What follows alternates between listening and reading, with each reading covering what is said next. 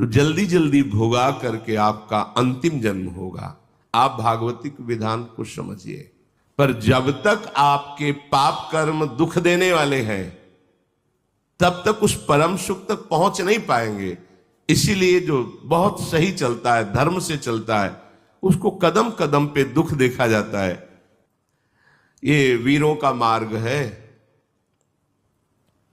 कायरों का नहीं कि दुख देखा विपत्ति देखी भाग पड़े। ये वो मार्ग है।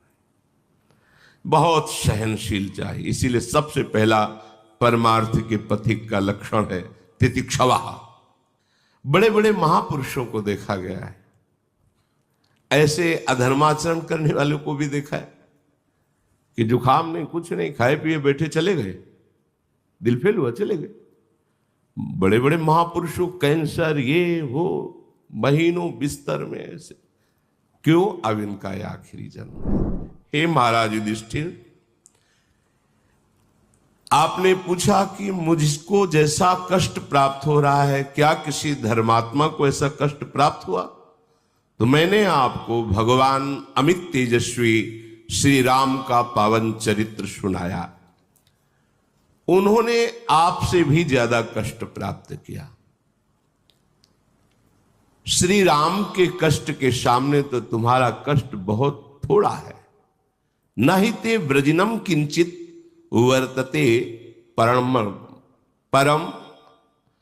ये जो आपको कष्ट मिल रहा है तो थोड़ा, उनको तो पग पग पर नाना प्रकार के कष्टों को सहन करना पड़ा। इसलिए धर्मात्मा पुरुष को यह नहीं सोचना चाहिए कि मेरे मार्ग में कष्ट क्यों आते हैं। यदि धर्म से चल रहे हो तो उसका परिणाम होता है आपके अनंत जन्मों के पापों का नाश। तो जल्दी जल्दी भोगा करके आपका अंतिम जन्म होगा। आप भागवतिक विधान को समझिए। यदि आप जरा सा धर्माचरण किए और सामने दुख आ गया, सोचा ये धर्माचरण का फल दुख है, नहीं, ऐसा नहीं। धर्म का फल है परम सुख। पर जब तक आपके पाप कर्म दुख देने वाले हैं तब तक उस परम सुख तक पहुंच नहीं पाएंगे। इसीलिए जो बहुत सही चलता है, धर्म से चलता है, उसको कदम कदम पे दुख देखा जाता है, क्योंकि उसके सारे पाप नष्ट हो रहे हैं और धर्म उसे महासुख में पहुंचा रहा है। अस्मिन मार्गे निषिदेयु सेन्द्रा अपिसुरासुरा।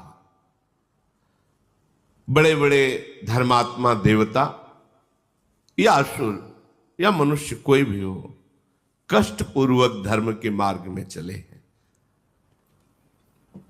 धर्म का तात्पर्य ही है सारे अशुभों को नष्ट करना। अशुभों का फल ही है दुख। धर्म पूर्वक चलो और दुख सहन कर लो, माया प्रपंच से ऊपर उठ जाओगे।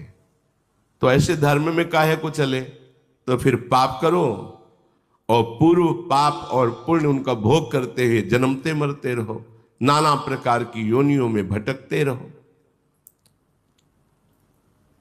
देखो, तुम्हें बिल्कुल चिंता नहीं करनी चाहिए। मार्कंडे जी कह रहे हैं, अरे जिसके गांडीव धनुषधारी अर्जुन जैसे भाई हो, भयंकर पराक्रमी गदाधारी भीमसेन हो और माद्री नंदन नकुल सहदेव हो, तो आप जैसे धर्मात्मा पुरुष के ऐसे सहायक है। आप तो मरुदगणों सहित देवराज इंद्र को भी परास्त करने की अब सामर्थ्य रखते हैं। अब आपको शोक नहीं करना चाहिए। तुम्हारे जैसा महात्मा धर्मात्मा शोक के योग्य नहीं है। अब तुम इस शोक का त्याग कर दो कि वनवास में मुझे बहुत कष्ट मिल रहा है। सच्ची, यदि संतों का समागम ना हो तो परमार्थ में चलना असंभव ही है। क्योंकि ऐसी झकझोर आती है कि लगता है क्या ये फल है हमारी तपस्या का, हमारी साधना का ये फल है? नहीं नहीं, ये तो पवित्र किया जा रहा है। फल तो प्राप्त होगा तो अखंड प्रसन्नता, अखंड सुख, कदम कदम पे दुख। ये वीरों का मार्ग है। कायरों का नहीं कि दुख देखा विपत्ति देखी भाग पड़े, ये वो मार्ग नहीं। बहुत सहनशील चाहिए। इसीलिए सबसे पहला परमार्थ के पथिक का लक्षण है तितिक्षवा, माने सहनशील। हर बात सहूंगा, हर कष्ट सहूंगा, कभी आपसे शिकायत नहीं करूंगा। ये पक्का समझ लो, बिना ऐसी निष्ठा लिए आप इस पे नहीं चल सकते, नहीं चल सकते। ये निश्चय कर लो कि मुझे इस जन्म में भगवत प्राप्ति करनी है, ठीक है, अब मैं हर कष्ट सहूंगा। आप जैसे जैसे ज्यों ज्यों राखत हो त्यों त्यों रहियत हो हरि। हम प्रश्न नहीं करेंगे आप मुझे ऐसे कष्ट में क्यों रखते हैं। बड़े बड़े महापुरुषों को देखा गया है, ऐसे अधर्माचरण करने वालों को भी देखा है कि जुखाम नहीं, कुछ नहीं, खाए पिए बैठे चले गए, दिल फेल हुआ चले गए। बड़े बड़े महापुरुषों कैंसर ये हो, महीनों बिस्तर में ऐसे क्यों? अब इनका ये आखिरी जन्म है, अब ये भगवान के परम धाम में जा रहे हैं। जिन श्री ओंकारानंद सरस्वती जी की चर्चा करते थे, वहां के समीप के जन आए तब बताया कि एक दिन खड़ाऊ रपट गई, हाथ टूट गया, एक गृहस्थ के घर गए, अब ऐसी पीड़ा भयंकर हुई, औषधि आदि ज्यादा वो लेते नहीं थे। धीरे धीरे शरीर ही लुंज हो गया, उठना खत्म हो गया। कई महीने जिस कमरे में थे शरीर से दुर्गंध आती थी, ऐसे कपड़े से पूछो तो त्वचा निकल आती थी। उनका कैसे बताए, 10 प्रकार की खुशबू की अगरबत्ती लगा के कमरे में ऐसे। बोले क्या ऐसे महापुरुषों को ऐसा भी कष्ट होता है? तो देखो उस कष्ट से बिल्कुल अतीत है। जो अपने स्वरूप को प्राप्त महापुरुष है, उन्हें किसी भी तरह से ऐसे कष्टों में विचलता नहीं होती। पर है तो अंग ही ना, वहां टूटा है तो हाथ थोड़ी उठेगा। अब कष्ट है तो जबान लड़खड़ाएगी, ऐसे निकलेगा। पर ये सब होते हुए भी वो एक ऐसे आनंद खजाने में बैठे हुए कि उनको इसका शोक नहीं है। अब इस संसारिक पार्थिव शरीर धारण करने वाले देहाभिमानी जन कैसे उस स्थिति को जाने। इसलिए महाराज आप जैसे धर्मात्मा को शोक नहीं करना चाहिए। युधिष्ठिर जी ने कहा महाराज आपने मेरी बात तो बता दी कि धर्मात्मा हो, ऐसे बलिष्ठ भाई हैं, लेकिन ये देवी द्रौपदी इतने कष्ट को क्यों प्राप्त हो रहे हैं? इनकी क्या गलती थी? द्वित कीड़ा मैंने की, दांव पर इनको मैंने लगाया और इन्होंने ही मुझे छुड़ाया। जब गांधारी जी ने देखा कि अब तो जब भगवान ने चीर बढ़ा दिया, अब तो सर्वनाश कर देगी ये देवी, तब हाथ जोड़कर कहा धृतराष्ट्र जी से तुरंत राजी करो द्रौपदी को, नहीं पतिव्रता है, पूरी सभा नष्ट हो जाएगी। मैं जानती हूं पतिव्रता की सामर्थ्य, क्योंकि स्वयं वो गांधारी जी पतिव्रता है। वो एक संकल्प में बड़े बैठे हुए महापुरुषों को भी भस्म कर सकती है। द्रौपदी जी ने ही तो मुक्त कराया अपने पतियों को अस्त्रों सहित, पर पुनः फिर षड्यंत्र रच करके एक दांव में 12 वर्ष का वनवास, 1 वर्ष का अज्ञातवास। पर ऐसी देवी मेरा त्याग नहीं किया, वनवास भी मेरे साथ है, फिर भी उसका अपहरण हुआ जयद्रथ के द्वारा, बलपूर्वक अपहरण किया गया, जो ऐसी देवी का नहीं होना चाहिए। क्या कोई ऐसी देवी हुई है जिसको पातिव्रत धर्म से रहते हुए भी कष्ट का सामना करना पड़ा हो? मैं सुनना चाहता हूं। मार्कंडेय जी बोले महाराज युधिष्ठिर, हां हुई है। प्राचीन काल में मद्र देश में एक परम धर्मात्मा राजा राज्य करते थे। वो ब्राह्मण भक्त थे, विशाल हृदय, सत्य बोलते थे और जितेंद्री थे। दान देने में तो बहुत सी उत्साहित रहते थे। उनका नाम अश्वपति था। क्षमाशील, सत्यवादी, जितेंद्री, दानी, धर्मात्मा होने पर भी उनके कोई संतान नहीं थी।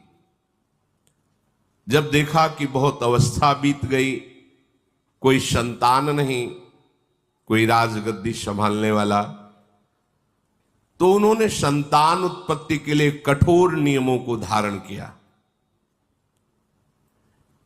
निश्चित समय शाम के सूर्य उदय के बहुत पहले थोड़ा सा प्राण पोषण के लिए ले लेना और निरंतर ब्रह्मचर्य रह करके साधन परायण रहना, पूर्ण इंद्रियों का संयम।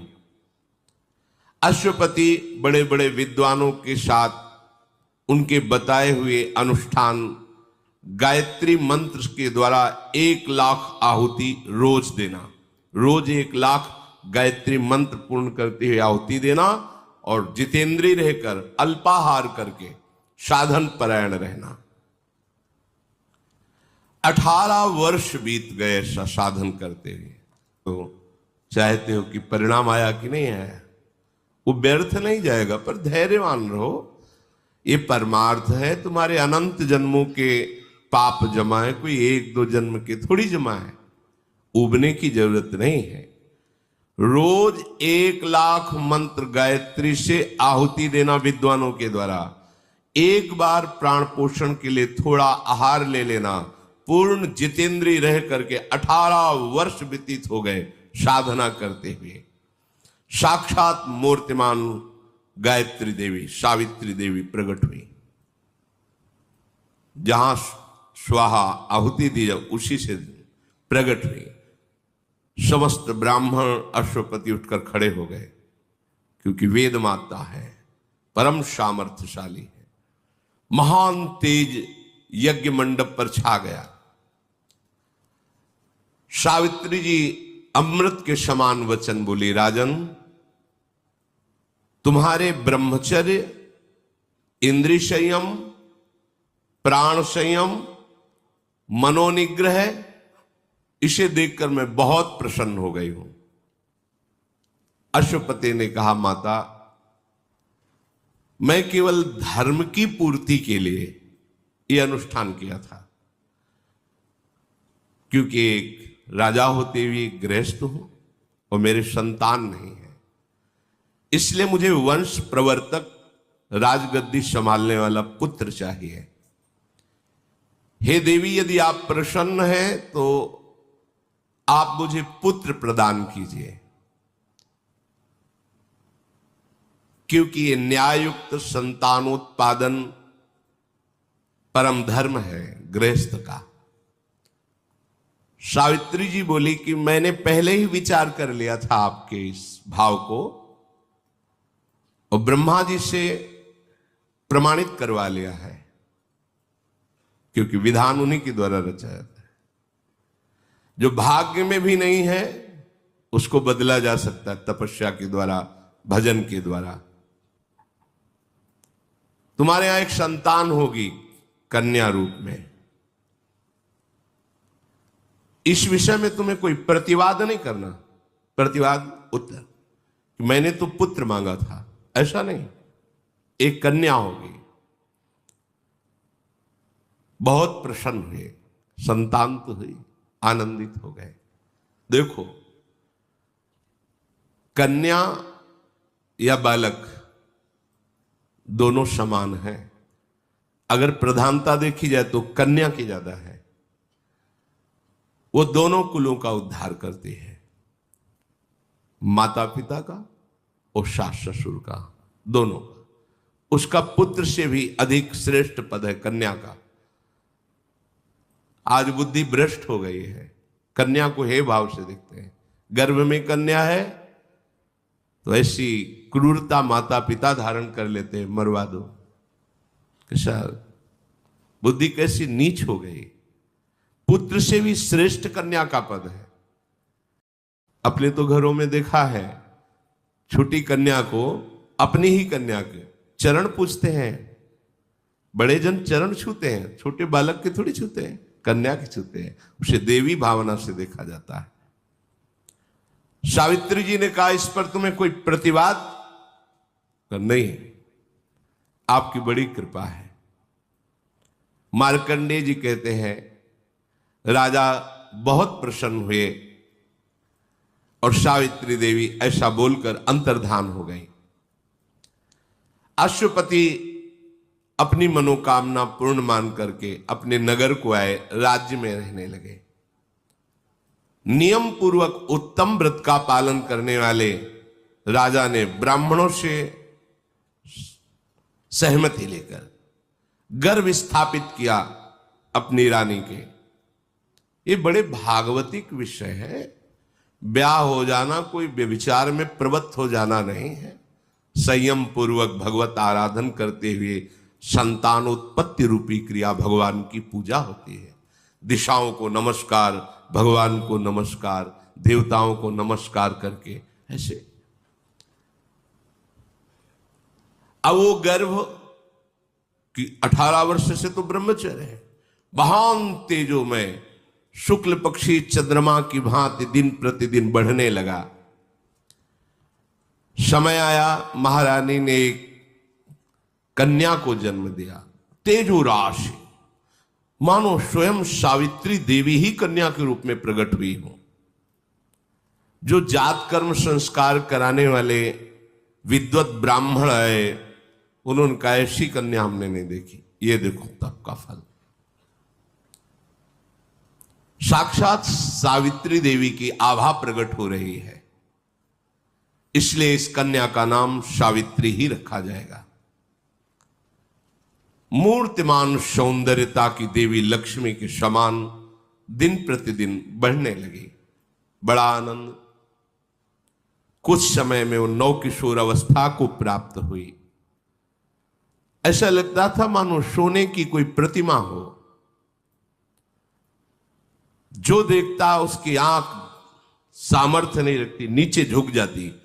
कोई सावित्री की तरफ आंख उठा के भी देखने की, ऐसा तेज, दुर्धर्ष तेज, कमल के समान मनोहर नेत्र वाली, अपने तेज से प्रज्वलित हुई अग्नि के समान। किसी भी राजकुमार की हिम्मत नहीं कि उसे वरण कर ले पत्नी के रूप में। एक दिन उपवास करके, सिर से स्नान करके, देव पूजन करके, ब्राह्मणों से स्वस्ति वाचन करा करके, इष्ट देवता का प्रसाद माथे पे धारण करके वो अपने महात्मा पिता के पास गई और प्रणाम किया। गौर से देखा कि मेरी पुत्री तो नौ किशोर अवस्था को प्राप्त अर्थात अब ब्याह के योग्य हो रही। उन्होंने कहा, बेटी किसी भी राजकुमार की सामर्थ्य नहीं कि तुम्हें वरण कर सके। मुझे सब मंत्रीजन समाचार देते हैं, पर मेरे को इस दुख से तुम ही निकाल सकती हो। अगर तुम्हारा ब्याह नहीं हो रहा तो फिर मैं दुखी तो रहूंगा। स्वयं कोई राजकुमार वरण नहीं कर रहा तुम्हारा, क्योंकि गुप्तचरों द्वारा पता चलता है। किसी वर में इतनी सामर्थ्य नहीं कि तुम्हारा पाणी ग्रहण कर सके। तुम्हारे तेज से प्रतिहत होकर किसी की सोच ही नहीं बन सकती कि तुम उसकी अर्धांगिनी बनो। इसलिए तुम्हें स्वयं वर का वरण करना होगा। कोई वर तो तुम्हें वरण नहीं कर रहा, ऐसा तेज तुम्हारा सौंदर्य है। तुम जिसे पति के रूप में चाहो, बस उसका परिचय हमें बताओ आकर। मैं उन्हीं के साथ तुम्हारा पाणी ग्रहण संस्कार कर दूंगा। मेरी ये मन की जो पीड़ा है, हर पिता के मन में एक पीड़ा होती है, बेटी को सुयोग्य वर की प्राप्ति हो जाए।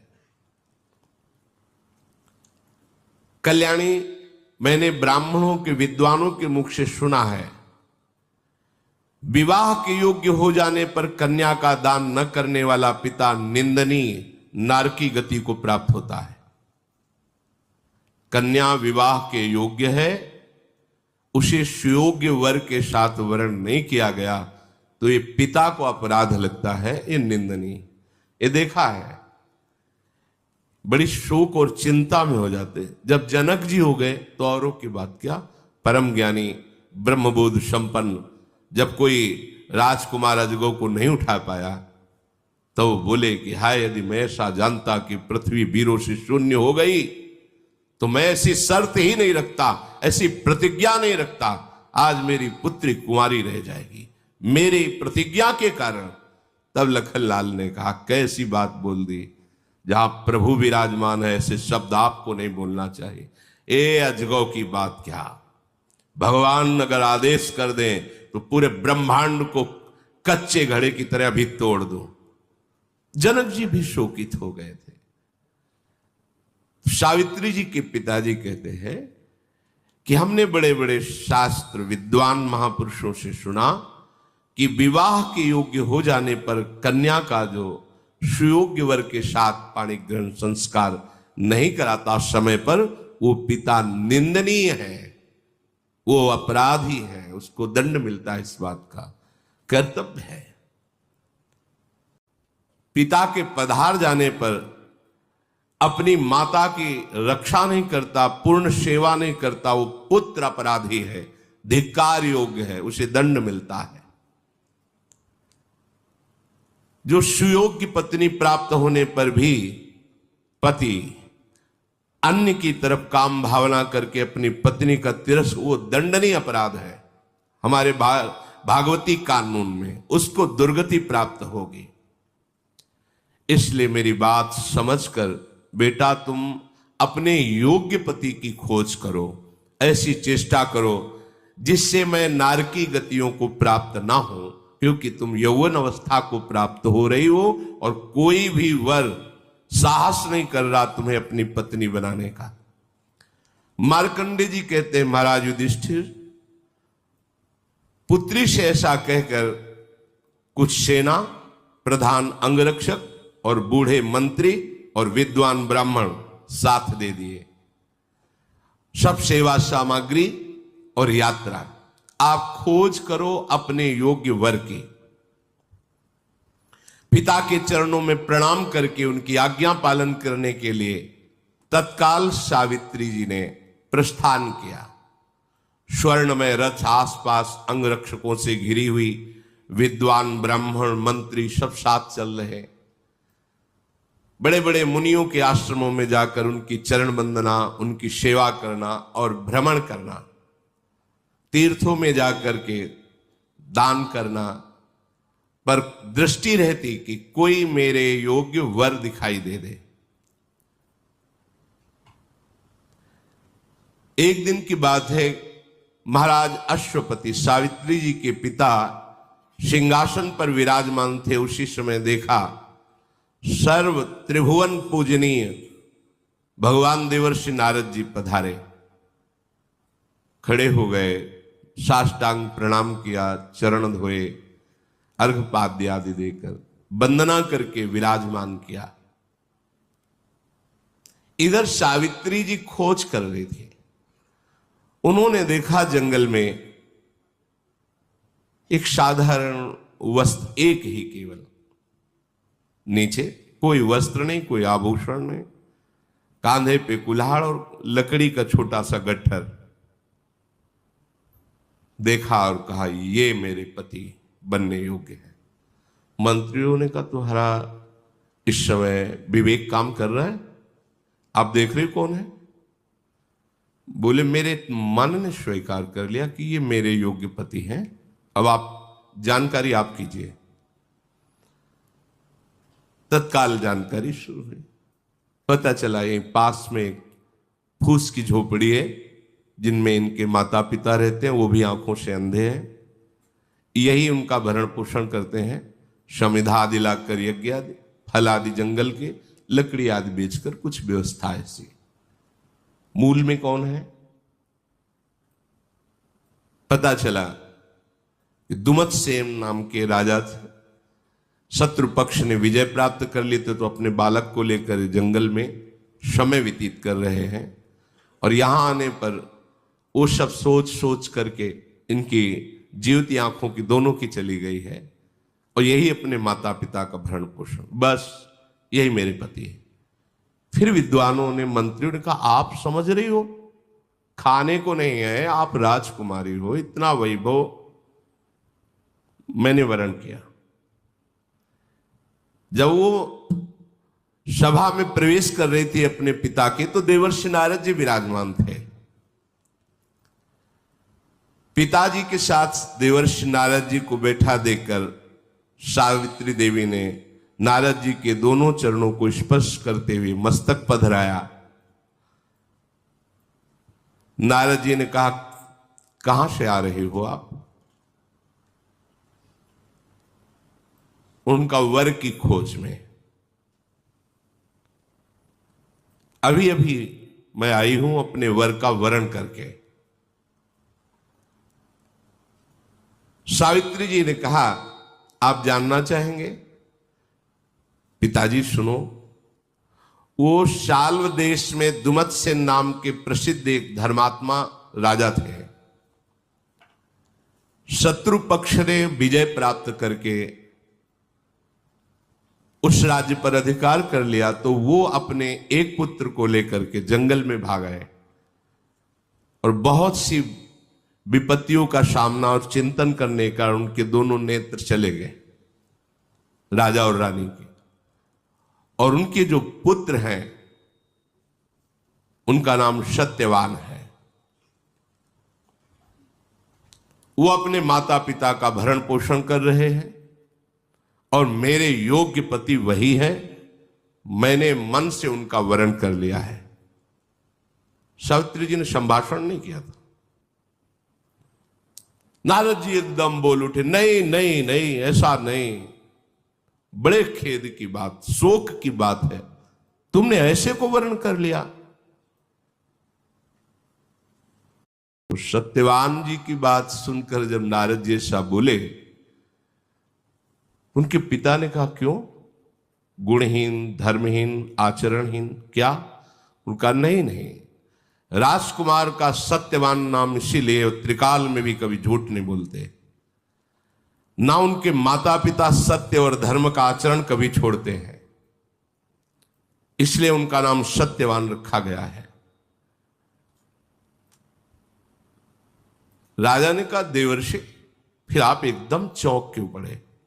जब ऐसे सत्यवान है तो आप ऐसा? नारद जी ने कहा, वो सूर्य के समान तेजस्वी हैं, बृहस्पति के समान बुद्धिमान है, और इंद्र के समान वीर है, पृथ्वी के समान क्षमाशील है। तो फिर महाराज आप एकदम आश्चर्यचकित होकर नहीं नहीं क्यों बोल पड़े? सुनो, वे दान देने में भी रंति देव के समान है, उसीनर पुत्र महाराज शिवी के समान शरणागत की रक्षा करने में समर्थ है। वो बहुत ही सुंदर और प्रिय दर्शन, जैसे चंद्रमा सबको प्रिय लगता है, वो रूपवान भी है। फिर महाराज क्या आपने दोष देखा? आप तो जितनी बात बता रहे हैं ये तो सब किसी महापुरुषों में होती है। इन सब गुणों को ढक देने वाला हमने एक दोष देखा। क्या? वो बस 1 वर्ष जीवित रहेंगे। आज से 1 वर्ष जीवित रहेंगे और 1 वर्ष में उनका शरीर छूट जाएगा। पिताजी भी कांप गए। नहीं नहीं, ऐसा वर्ण नहीं वर्ण करना, 1 वर्ष। राजा बोले, बेटी तुम दूसरा वर वर्ण कर लो। सत्यवान सब गुणों से युक्त है, पर 1 वर्ष जीवित? नहीं नहीं, ऐसा नहीं। भगवान देववंदित नारद जी के वचन परम सत्य होते हैं। 1 वर्ष में उनकी मृत्यु हो जाएगी, फिर तुम वैधव्य जीवन व्यतीत करोगी। नहीं, ऐसा नहीं। सावित्री बोली, धर्मात्मा पुरुष निर्णय एक बार ही करता है। हमारे सनातन धर्म में कन्या एक बार पुरुष का वरण करती है, और दानी एक बार वचन देता है, दे दिया बस, दोबारा नहीं। ये 3 बातें धर्मात्मा पुरुष में होती हैं। ये 3 बातें उसी में होती है जिसमें धर्म जागृत होता है। एक बार निर्णय कर दिया, कर दिया। एक बार पति का वरण हो गया, हो गया। ये आज की मंद बुद्धि, मलिन बुद्धि इस बात को एक बार कह दिया, दिया तो दिया, फिर उसमें लौट कर नहीं सोचा कि मेरे प्राण जाएंगे या मैं भूखा रहूंगा। धर्मात्मा पुरुष में 3 लक्षण। एक बार निर्णय कर दिया, एक बार कन्या ने वर का वर्ण कर लिया, एक बार दान देने के समय बोल दिया ये तुम्हें दिया, फिर कुछ भी हो जाए पीछे नहीं हटना। अब अल्पायु हो या शतायु हो, गुणवान हो या गुणहीन हो, मैंने एक बार सत्यवान को पति रूप से देख लिया। सत्यवान को भी पता नहीं, बस सत्यवान ही मेरे पति रहेंगे, चाहे 1 वर्ष हो या 1 दिन हो। यह है धर्म। मैं जो मन से निश्चय करती हूं वही वाणी से बोलती हूं और उसी को क्रिया रूप में परिणित करती हूं, और यही सत्य धर्म में चलने वाले की पहचान है। वाणी, मन और क्रिया एक ही होनी चाहिए। मन में कुछ और, बोल कुछ और रहा है, क्रिया कुछ और है, ठीक बात नहीं है। नारद जी ने कहा धन्य हो, धन्य हो, धन्य हो देवी, तुम्हारी बुद्धि धर्म में स्थित है, इसलिए अब किसी की सामर्थ्य नहीं कि तुम्हें धर्म से कोई हटा सके। पुत्री, तुमने जो सत्यवान के साथ वर्ण करने की निष्ठा दिखाई, मैं बहुत प्रसन्न हुआ। देवर्षि नारद जी ने कहा। राजा बोले कि मेरा हृदय भी फूल गया, मुझे ऐसी संतान मिली जो धर्मनिष्ठ है। बेटी मैं वैसा ही करूंगा जैसा तुम निर्णय किए हुए हो, क्योंकि धर्म का यही निर्णय है। वो केवल देखा और मन में ठान लिया, कोई आगे प्रक्रिया ब्याह की नहीं हुई थी। सत्यवान को भी बात नहीं पता थी। नारद जी ने कहा कोई विघ्न बाधा तुम्हारे ब्याह में न पड़े। मैं वो भगवत धाम की तरफ नारद जी चले। इधर विवाह की तैयारियां हुई। युधिष्ठिर, अश्वपति ने बड़ी प्रसन्नता से ब्याह की सामग्री एकत्र करवाई। फिर बड़े बूढ़े ज्योतिषाचार्य, विद्वान, ज्ञानी ऋषिजन, ऋत्वजन, पुरोहितजन, इन सबको और बहुत सी भोग सामग्री, बहुत सी धन संपत्ति साथ में ली और उसी तपोवन की यात्रा की जहां सत्यवान जी रहते थे। वहां आश्रम के निकट पहुंच करके सब सवारियां रुकवा दी और नंगे पैर होकर के अश्वपति, जो सावित्री जी के पिता थे, पाग हटाकर, सर का पाग और चरणों की पादुका ये हटा करके, ये सबसे बड़ा सम्मान होता है, ब्राह्मणों को आगे करके वहां गए। तो वहां देखा नेत्रहीन राजा और रानी, सत्यवान के जो माता पिता हैं, एक साल वृक्ष के नीचे बैठे नाम जप कर रहे हैं। कुशा की चटाई है, जंगली कुशा की। अश्वपति ने जाकर के उनका पूजन किया, प्रणाम किया, फिर परिचय रखा। मैं अश्वपति हूं, अर्घादि के द्वारा आपकी आराधना कर रहा हूं। वेद मंत्रों के ज्ञान करने वाले ब्राह्मणों के द्वारा स्वस्ति वाचन कराकर बहुत सी गौएं और संपत्ति आपको समर्पित करता हूं। इसका उद्देश्य है कि आपके पुत्र सत्यवान को मैं अपनी पुत्री समर्पित करता हूं। हे धर्मज्ञ, इस सावित्री नाम की मेरी तेजोमयी देवी स्वरूपा कन्या है, इसे आप पुत्र वधू के रूप में स्वीकार करें। वो बूढ़े जिनके नेत्र नहीं, अंधे हो गए थे, वो बोले महाराज क्या देखकर विवाह कर रहे हो? वैसे मैं भी राजा ही था, पर राज्य भ्रष्ट हो चुका हूं, छिन चुका है राज्य।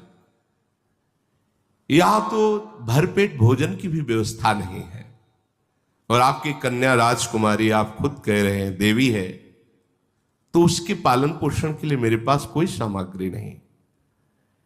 इस वन में इस झोपड़ी के सिवा क्या है? कैसे वो रहेगी? इसलिए आप विचार कर लीजिए। अश्वपति ने कहा महाराज, सुख और दुख ध्यान देने योग्य बात है। सुख और दुख, संपत्ति और विपत्ति तो आती जाती रहती है। मतलब कन्या पक्ष को वर का क्या देखना है? वो धर्मात्मा है, शीलवान है, वो सही ढंग से चलता है कि नहीं। भले गरीब है आज, तो कल धनी भी हो सकता है, लेकिन वो व्यभिचारी है, नीच आचरण वाला, हिंसात्मक स्वभाव वाला, आज धनी है तो एक दिन दरिद्र हो जाएगा। ऐसी जगह कन्या सुख प्राप्त नहीं करती। जो व्यभिचारी प्रवृत्ति की, चाहे कन्या हो या पुत्र हो, ये फिर निष्ठाएं नहीं होती, पवित्रता नहीं होती, का वो परिवार सुखी नहीं रहता, जलते रहते हैं। मैं इस बात को अच्छी तरह जानता हूं कि सुख और दुख, संपत्ति और विपत्ति ये आती जाती रहती है, ये कोई स्थायी बात नहीं। आज गरीब है तो कल महान हो सकता है। यदि धर्मात्मा है, धर्म से चलता है, तो वो खास बात मेरे लिए है, सावित्री के पिताजी का। और वो सब सत्यवान में मैं देख रहा हूं। मैं बड़ी प्रार्थना करता हूं, आपकी शरण में हूं, आप मेरी पुत्री को स्वीकार कर लीजिए।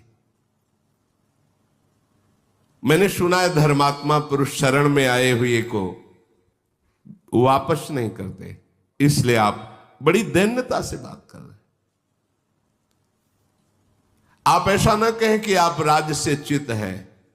आप ऐसे धर्म को धारण किए हुए हैं कि एक राजा का भी सम्मान छोटा पड़ेगा यदि आपको दिया जाए, क्योंकि धर्म आप में विराजमान है। मैं तो आपकी शरण में हूं, आप इतने महान हैं, नाम जप करते हुए वनवास कर रहे हैं। बस मेरी इच्छा है मेरी कन्या आपकी सेवा में रहे, आप पुत्र वधू रूप में ग्रहण कीजिए। दुमत सेन, वही जो नेत्रहीन सत्यवान के पिता है, उनका महाराज, यदि ऐसा भाव आपका है तो मैं अपना सौभाग्य समझूंगा कि आप जैसा धर्मात्मा राजा और सावित्री जैसी देवी हमारी संबंध में आएगी। किंतु मेरी बात फिर ये समझ लो कि मेरे पास कोई सुख सामग्री नहीं है जिससे मैं आपकी पुत्री को, यहां आश्रम में ब्राह्मण जन आते रहते हैं, कंदमूल फल से उनका स्वागत हो जाता है, मेरा पुत्र लाता है। उनका महाराज आप इसकी चिंता न करें, बहुत सी सामग्री, बहुत सी भोग सामग्री समर्पित की।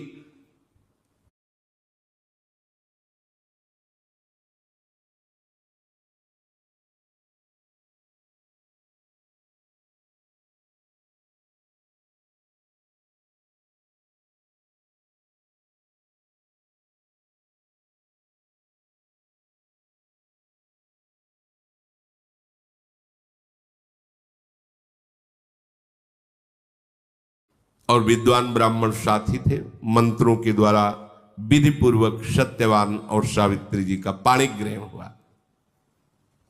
सत्यवान जी को बड़ी प्रसन्नता हुई देवी सावित्री के पाणी ग्रहण करने से, और सावित्री जी को अपार सुख मिला कि ऐसा धर्मात्मा पुरुष मेरा पति बना। पिता के जाने के बाद इस सावित्री जी ने पिता के द्वारा दिए हुए सारे आभूषण सब बांट दिए ब्राह्मणों को। जैसे मेरे पति और ससुर रहते हैं मैं वैसे ही रहूंगी, अपने पिता की वस्तुओं का भोग नहीं करूंगी। इनके पास जो सुविधा है उसी से, यह है धर्म, यह है धर्म कि अपने पिता के वैभव को दिखाकर, पति गरीब है तो उसको हर समय नहीं, जैसे मेरे स्वामी हैं मैं उन्हीं के। सियाजू ने भी यही कहा था कि मुझे जनकपुर का वैभव या महाराज चक्रवर्ती सम्राट दशरथ जी का वैभव, प्रभु आपके जहां चरण वही हमारे लिए सुख सैया है आपका। पिता के जाते ही सारे वस्त्र आभूषण उतार दिए और जैसे पति वलकल वस्त्र वैसे ही वस्त्र धारण किए और सब बांट दिया। जैसे पति जीवित रखेंगे वैसे रहूंगी, पिता के वैभव से नहीं। ये धर्म है, इसे धर्म कहते हैं। मेरे पति जैसे माता पिता की सेवा करके मैं उसी से नहीं चाहिए ये वैभव। वो दे गए थे, सब बांट दिया, शरीर में कोई आभूषण नहीं रखा। गुण, विनय, संयम सबके द्वारा अपने सास ससुर की आज्ञा में रहना, शारीरिक सेवा और वाणी का संयम, कभी कोई ऐसे वचन न निकल जाए पति के प्रति, और सत्कार के द्वारा पति को अधीन कर लिया, प्रेम अधीन। ये है वास्तविकता। ऐसा प्रेम, ऐसा समर्पण कि वो खुद अपने हृदय में आपको वास दे दे।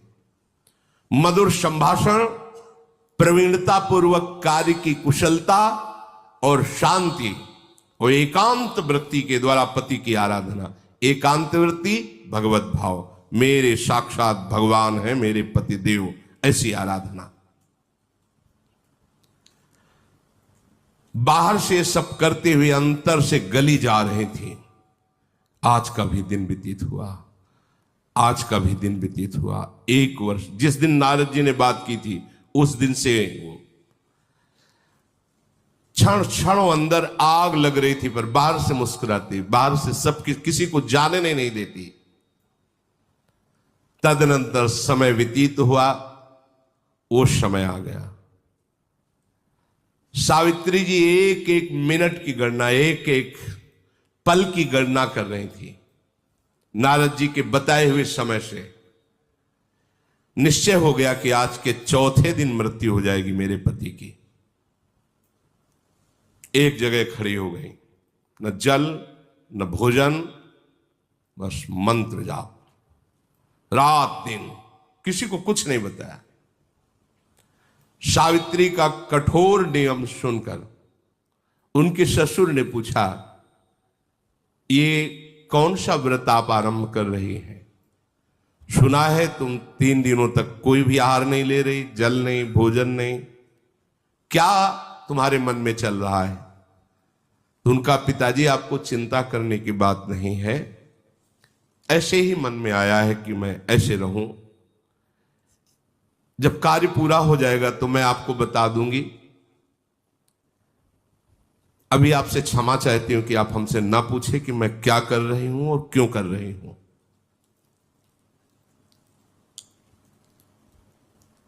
बस आप शांत रहे, तो आप कोई प्रश्न मत कीजिए। तो उनका, बेटी तुम्हारा व्रत भंग हो ऐसा मैं तो भी नहीं चाहूंगा, तुम समुचित रूप से व्रत करो। मैं नहीं बोलूंगा, मैं जानता हूं कि तुम जो भी निर्णय लोगी वो धर्मयुक्त होगा। 3 दिन व्यतीत हुए, अब कल चौथा दिन है। निश्चित पति की मृत्यु है। रात भर अशुभ प्रवाह करती हुई भगवान नाम जप करती रही। हे भगवान, आप ही मेरे पति की रक्षा कर सकते हो। जो ही सूर्योदय हुआ, बड़े बूढ़े ब्राह्मणों को प्रणाम करना, सास ससुर को प्रणाम करना दिन की दिनचर्या थी, वैसे ही प्रणाम किया। और सावित्री जी ने सास ससुर से कहा, अभी तक हमने आपसे कोई वस्तु नहीं मांगी, आज मैं एक बात आपसे मांग रही हूं। कहा, बेटी हमारे पास है ही क्या जो मैं तुम्हें दे सकूं? बोले, जब से पाणी ग्रहण संस्कार होकर आया मैं आपकी सेवा से बिलग नहीं हुई, आज मुझे आदेश कीजिए। पति जो लकड़ी लेने जाते हैं, समिधा लेने जाते हैं, फल मूल लेने, आज मैं उनके साथ वन देखना चाहती हूं और उनके साथ जाना चाहती। ये ना सत्यवान को पता है न उनके माता पिता को पता है।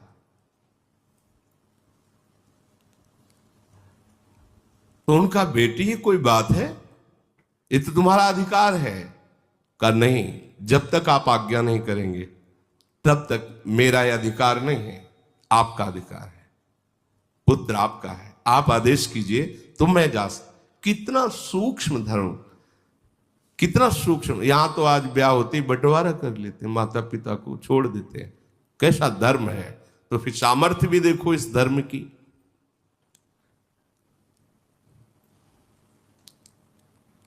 आज मैं इसलिए जाना चाहती हूं कि आज कोई मेरा बहुत बड़ा मनोरथ है। जब मैं वो मनोरथ पूर्ण कर लूंगी तब आप भी प्रसन्न हो जाएंगे, देख लेना। अपने सास ससुर से कहा। सत्यवान ने कहा, सुंदरी तुमने पहले कभी ऐसा नहीं कहा हमारे साथ चलने को, आज ही क्यों? बन बड़ा दुखदाई हो, मैं बचपन से रह रहा हूं, मुझे अभ्यास है। तुम एक तो कई दिनों से ना आहार लिया है, जल आदि, खड़ी ही रही हो, मुझे लगता है तुम वन में चलने लायक नहीं हो। सावित्री ने कहा, भगवान मुझे कोई कष्ट नहीं है, मुझे कभी भी कहीं भी चलने में थकावट नहीं होती, मेरा मन बहुत उत्साहपूर्ण रहता है, बस आपसे प्रार्थना है आप कहीं मना न कर दीजिए। सत्यवान ने कहा कि आज तक तुमने कोई चाह नहीं प्रकट की, अगर साथ ही चलना चाहती हो तो चलो, हम मना नहीं करेंगे। महान व्रत का पालन करने वाली सावित्री ब्राह्मणों को, सास ससुर को प्रणाम करके एकाकार वृत्ति केवल भगवान में। ये बहुत बड़ी बात है। कदम पति के साथ चल रहे, चिंतन भगवान का चल रहा है। आज देखते हैं कि मृत्यु कैसे हमारे पति को ले जाती है। हृदय घबरा रहा है, जलन पैदा हो रही है, भगवद स्मरण एक तार चल रहा है, देखने में बहुत मुस्कुराती हुई दिखाई दे रही, जिससे उनके पति को पता न चले।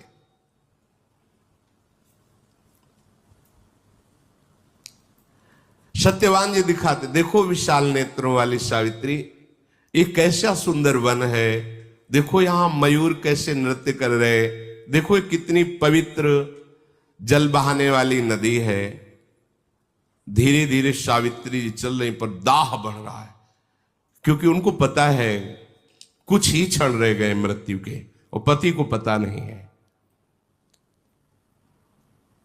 कुछ फल चुने, फिर लकड़ी काटने के लिए पेड़ पर चढ़ गए, कुल्हाड़ चला रहे थे, वो बस एकाग्रता से दे। उन्होंने कहा, सावित्री बिना श्रम के इतना पसीना आ रहा है, अरे मेरा तो सर भी फटने लगा है। उनका, भगवान आप नीचे आ जाइए, कभी कभी ऐसा हो जाता है, आप नीचे आ जाइए। नीचे आए तो उनका ऐसा लग रहा है कि मेरे हृदय को कोई छेद रहा है, बहुत हृदय में पीड़ा हो रही, अरे मेरे अंग फटते चले जा रहे हैं। सावित्री जी बैठ गई, कहा भगवान आप आराम से लेट जाइए, और अपनी गोद में सर रखा, सहलाने लगी। आप आराम से सो जाइए, अभी सर दर्द ठीक हो जाएगा। और वो तो सावधान, समझने की समय बिल्कुल मृत्यु का है। सावित्री जी गोद में अपने पति का सर रखकर सहला रही हैं, आसपास दृष्टि देखते हैं कौन आता है। उसी समय देखा, मुहूर्ता देव चा पश्यत पुरुषम रक्तवाससम बद्धमौलिम वपुष्मंतो मादित्य सम तेजसम। आदित्य सम तेज, मानो सूर्य उदय हो गए हो, लाल वस्त्र धारण किए हुए, भयानक रूप, सिर पर मुकुट बंधा हुआ, भय पैदा हो रहा है। हाथ में पास लिए आकर वहां खड़े हो गए। सावित्री जी ने देखते ही पति का सर जमीन पे रखा और भूमि पर प्रणाम किया, माथा टेक के, और हाथ जोड़कर कहा, मैं समझती हूं कि आप कोई देवता नहीं है, लोकपाल है, क्योंकि इतना तेज लोकपालों में ही होता है। अगर आप उचित समझे तो हमें अपना परिचय बता सकते हैं। पतिव्रता से सावित्री तथैव च तपोन्विता, तुम पतिव्रता हो और तुम आत्मबल से युक्त महान तपस्विनी हो, इसलिए मैं तुमसे वार्तालाप कर सकता हूं। तुम मुझे लोकपाल यम इस नाम से मेरा परिचय दिया। मैं यमराज हूं,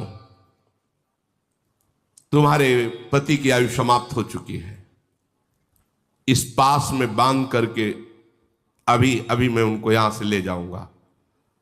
सावित्री जी ने पूछा कि मैंने तो सुना है यमदूत आते हैं, पर आप यहां स्वयं पधारे, दूत नहीं आए, ऐसा क्यों?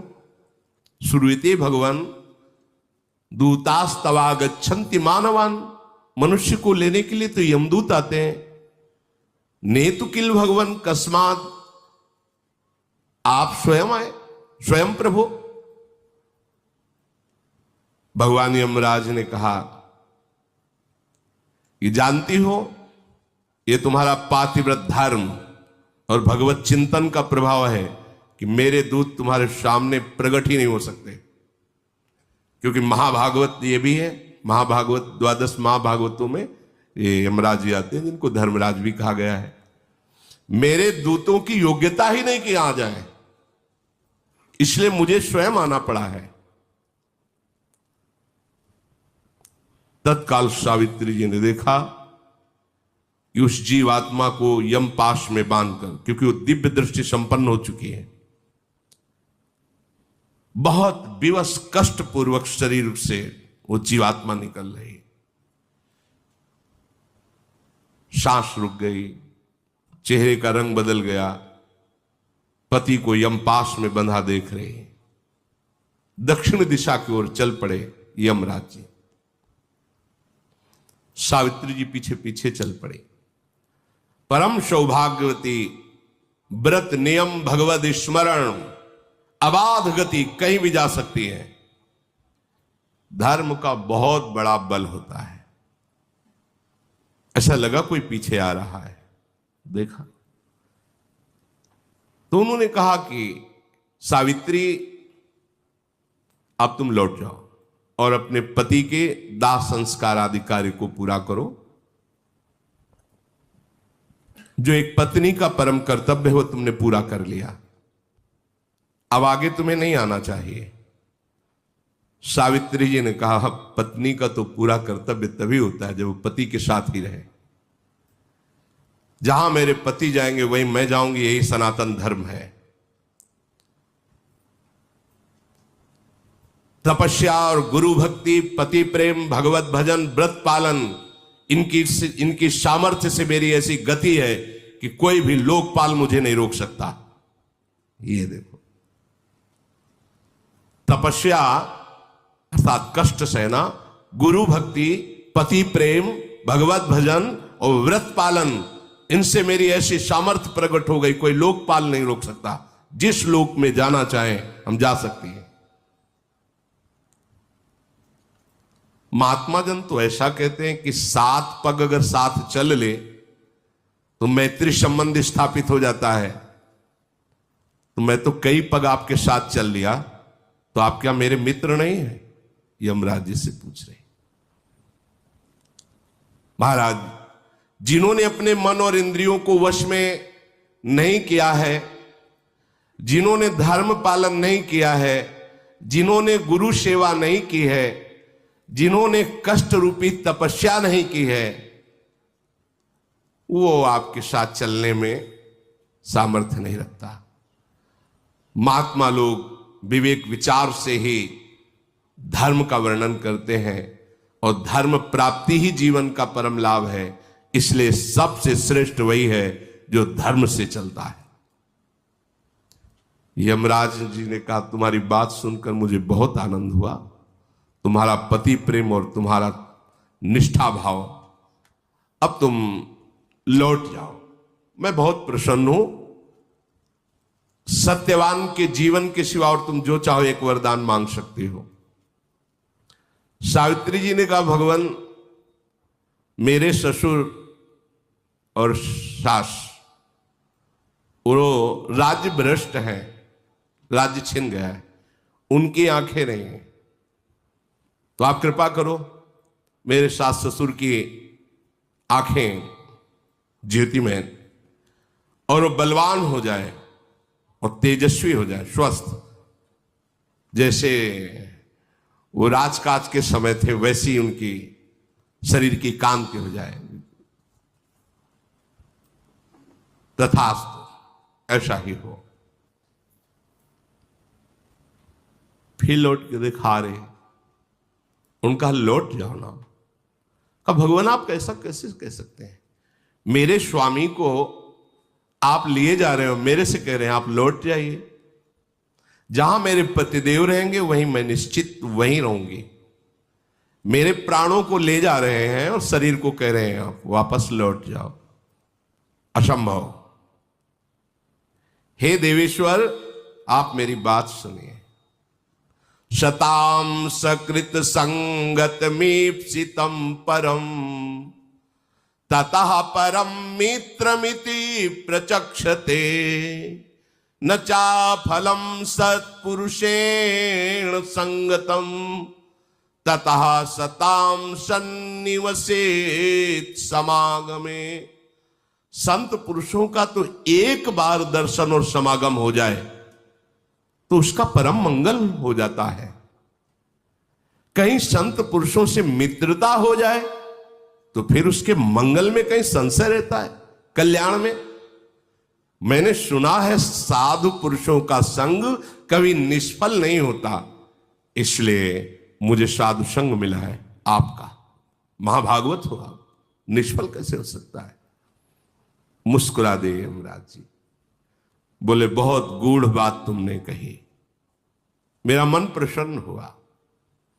सत्यवान के जीवन को छोड़कर तुम एक वरदान और मांग सकते हो। तो उनका मेरे सास ससुर का राज्य छिन गया था, वो राज्य मिल जाए। जैसा उनका शासन था वैसा ही उनको, तथास्तु, ऐसा ही हो। अब तुम लौट जाओ। फिर पीछे देखा, आप क्यों नहीं वापस जा रहे? महाराज आप तो सारी प्रजा को संयम में रखते हैं, नियमन करते हैं, बड़े लोकपाल हैं, आपका नाम यम है, महिमा आपकी विख्यात है। कौन सा ज्ञान और धर्म ऐसा है जो आपको पता न हो? अद्रोहा सर्वभूतेषु कर्मणाम मनुषा गिरा अनुग्रहश्च दानम च सताम धर्म सनातना। मन, वाणी और क्रिया द्वारा जो अपने जीवन में किसी को भी कष्ट नहीं देता, सब पर दया भाव रखता है और दूसरों को सुख देता रहता है, वही साधु है, वही सनातन धर्मी है। संसार के लोग अल्पायु होते हैं, भोगों से शक्तिहीन हो जाते हैं, पर आप जैसे महात्मा की अगर कोई सानिध्य प्राप्त कर ले तो फिर उसे अमंगल नहीं देखना पड़ता। यमराज बोले बहुत सुंदर धर्म की बात कही। सत्यवान के जीवन को छोड़कर तुम एक और वरदान मांग सकती हो। सावित्री ने कहा कि मेरे पिता ने पुत्र के लिए तपस्या की थी तो मैं प्रकट हुई थी। मैं चाहूंगी कि मेरे पिता के द्वारा ही मेरी माता के गर्भ से मेरे 100 भाई प्रकट हो, 100 पुत्र प्रकट हो। तथास्तु, ऐसा है। दोनों कुलों का उद्धार, ऐसा ही हो। फिर चले तो फिर देखा पीछे, अब लौट जाओ, बहुत दूर तक आ गई हो। सावित्री ने कहा भगवान आपको बोल दिया कि स्वामी के समीप ही मेरी स्थिति होगी, ये स्थान कोई और नहीं ले सकता। मेरे स्वामी जहां वहीं मैं, आप जहां भी जाओगे मुझे वहीं पाओगे। पर मैं चलते चलते आपको एक बात सुना दूं। आप भगवान सूर्य के पुत्र हैं, बड़े प्रतापी हैं, विद्वान पुरुष आपको वैवस्वत कहते हैं। आपका यश है क्योंकि आप कभी किसी को गलत दंड नहीं देते, धर्म में निर्णय करके ही उसे दंड देते हैं, क्योंकि आपको किसी गवाही की जरूरत नहीं है, स्वयं सबको देखते हैं। इसीलिए आपका नाम धर्मराज है। महाराज, आप पर जितना हमें विश्वास है उतना ही सबको संतों पर विश्वास होता है। इसलिए संतों पर विशेष प्रेम करना चाहिए। और आप संत हैं, महाभागवत है। आप जानते हैं कि किससे प्राणियों का हित होता है, कैसे सौहार्द किया जाता है। इसलिए मैं संतों पर, आप पर बहुत अधिक विश्वास करती हूं। यमराज जी ने कहा, यह बात तो केवल धर्ममय हृदय से ही निकल सकती है। तुमने मुझे बहुत संतुष्ट किया। सत्यवान के जीवन के सिवा ये चौथा वर है, कोई और जो चाहो मांग लो। महाराज, मैं भी औरस पुत्र चाहती हूं। औरस शब्द होता केवल पति के संयोग से, नहीं तो देवी संकल्प से भी पुत्र होता है, गर्भ हो जाएगा। ऐसे संकल्प किया, गर्भ हो, शब्द बोल दिया। मैं भी औरस पुत्र चाहती हूं। औरस केवल अपने पति के द्वारा, संकल्प आदि या मंत्र आदि के द्वारा नहीं। अब वो इतने आनंदित हो गए थे सावित्री जी की बात सुनकर, औरस शब्द पर उन्हें ध्यान ही नहीं रहा। मुझे पुत्र, उनका तथास्तु, ऐसा ही हो, तुम्हें पुत्र की प्राप्ति होगी। अब तुम लौट जाओ, अब आगे तुम्हें नहीं बढ़ना। सावित्री जी ने कहा, एक बात तो सुन लो। संत पुरुषों ने कहा है कि जिसकी धर्म में वृत्ति लगी रहती उसे ही धर्मात्मा, महात्मा कहते हैं। वही धर्मात्मा, महात्मा है कि जिसके हृदय में कभी व्यथा और शोक नहीं होती। संत पुरुषों का संतों से जो समागम होता है वो महासुख प्रदान करने वाला होता है। श्रेष्ठ पुरुष संतों के संग से ही भय पर विजय प्राप्त करते हैं, निर्भय होते हैं। संत सूर्य के समान प्रकाश करते हैं। जैसे सूर्य प्रकट होकर बाहरी अंधकार का नाश करता है, तो संत अंदर के अज्ञान अंधकार का नाश करते हैं। संत महात्मा पूरी पृथ्वी को अपने भजन संकल्प बल से सुख प्रदान करने की चेष्टा करते हैं। संत पुरुष भूत, वर्तमान और भविष्य तीनों को मंगल कर देते हैं। संत पुरुषों के बीच में यदि रहने को मिल जाए तो उसे दुखी नहीं कर सकता। ये सनातन सदाचार है और सत्पुरुषों द्वारा सेवित है। इसलिए संतों का संग करना चाहिए और परोपकार करना चाहिए। कभी भी अपनी स्वार्थ बुद्धि रख करके संत समागम से विमुख नहीं होना चाहिए। संतों का संग कभी व्यर्थ नहीं जाता। संतों के संग से स्वार्थ की भी हानि नहीं होती। संतों का कृपा प्रसाद अर्थ और मान को भी बढ़ा देता है। संतों में नित्य निरंतर भाव बने रहने से संपूर्ण जगत का मंगल होता है। धर्मराज ने कहा, ऐसी गंभीर वाणी और संत निष्ठा, बहुत प्रसन्न हुआ। क्या कोई और वर मांगने की इच्छा है?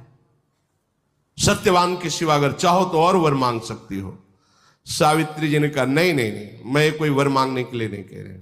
जो वर दिया है उसकी प्रशंसा की है कि आप संत, आपके जैसे संतों का समागम प्राप्त होने पर किंचन मात्र दुख। आपको पता है अभी आपने क्या वर दिया? आपने कहा तथास्तु, और हमने